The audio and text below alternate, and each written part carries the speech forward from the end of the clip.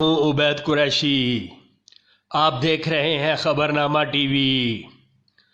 فرقہ واریت، دہشت گردی، انتہا پسندی کے خاتمے کے لیے جذبہ حب الوطنی اور فرقہ وارانہ ہم آہنگی کے فروغ کی کوششیں وقت کی اہم ضرورت ہے۔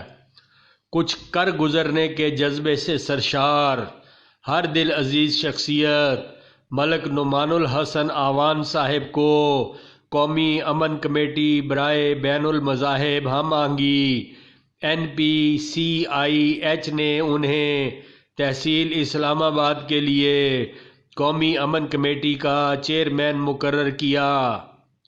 نوجوان رہنما ملک نعمان الحسن آوان صاحب نے خبرنامہ ٹی وی کے ذریعے ہم وطنوں کے لیے پیغام ریکارڈ کروایا۔ انہوں نے فرمایا، السلام علیکم ایوری ون۔ اچھا، میرا نام ملک نعمان الحسن ہے۔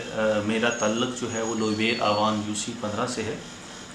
میں national peace committee inter faith and humanity کا الحمدللہ مجھے ریسنٹلی ابھی عہدہ ملا ہے ایز اے چیئرمین، جس کا مقصد یہ ہے کہ اپنے ملک کے اندر تمام مذاہب کے اندر ہم آہنگی پیدا کرنا، اور الحمدللہ میں اس عہدے پہ مجھے جو یہ اولین فریضہ پرووائڈ کیا گیا ہے، میں اس پارٹی کو گورنمنٹ آف پاکستان کی طرف سے صرف جوائن کرنے کا میرا مقصد یہ ہے کہ اس ٹائم فرقہ واریت کے اندر میں نے بہت سارے ایسے ایلیمنٹس دیکھے پاکستان کے اندر، خاص کر کہ جو بیرونی قوتیں ہیں وہ بہت سارے ایسے معاملات کو، خاص کر ہمارے شیعہ سنی اور بہت سارے ایسے فرقہ واریت کے اندر لوگوں میں تضاد پیدا کیے جا رہے ہیں۔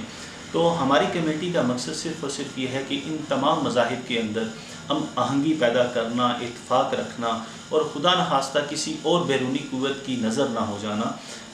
اس میں میرا اس پارٹی میں جو میں پراپرلی نے جوائن کیا، ہمارے پیر سید ایاز ظہیر ہاشمی صاحب کو میں نے دیکھا۔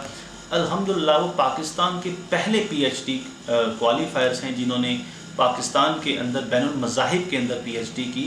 میں ان کی پرسنالٹی سے بڑا امپریس ہوا، جن کا موقف یہ ہے کہ ان کا کسی بھی سیاسی پارٹی سے کے ساتھ، خواہ وہ کوئی بھی سیاسی پارٹی ہو کہ نہیں ہے، اس میں سمپلی صرف ان کا کہنا یہ ہے کہ ہم پاکستان میں صرف ہم آہنگی اور بین المذاہب کے اندر ایسا لوگوں کو ترتیب میں لوگوں کو بتائیں کہ لوگوں کے جو حقوق ہیں، جو لوگوں کے فرائض ہیں تمام مذاہب کے اندر، وہ سب کے سب اپنے بہتر طریقے سے اپنی عبادت گاہوں کے اندر رہتے ہوئے وہ اپنائیں۔